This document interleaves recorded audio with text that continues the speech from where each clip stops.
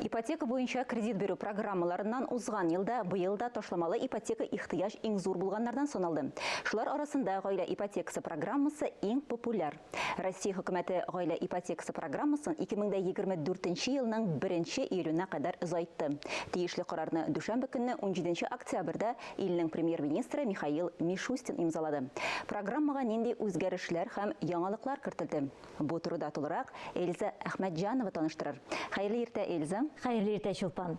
Россия премьер-министры Михаил Мишустин льготалы гаилә ипотека вакытын озынайту турында карарга кул куйды.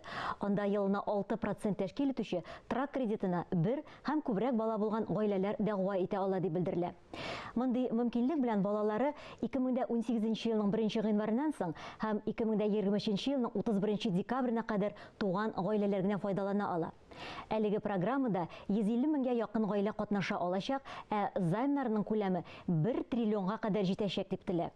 Шул ук вакытта хөкүмәт җитәкчеләр ипотека программасы шартларын киңәйтү турында да фикер алыша. Мәсәлән, аның вакытын шикләмичә, һәр балалы гаиләгә льготалы ставканы торакның мәйданына бәйләп биргән ниятлиләр. Шуны да искә төшереп китәргә кирәк. Программа кысаларында алынган кредит акчаларын девелоперлардан әзер фатир сатып алганда яки төзелеп килүче торак өчен юнәлтеп була.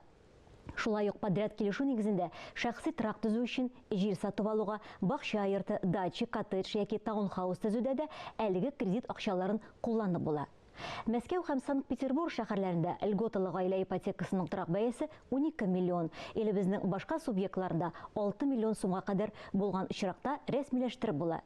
Кредит өчен кертелгән беренче акча күләме торак бәясенең 15% тәшкил итәргә тиеш.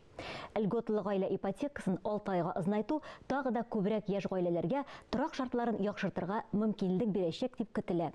Чулпан, минемчә, чыннан да бу яшь гаиләләр өчен бик тә куанычлы хәбәр. Бик зур рәхмәт, Эльза.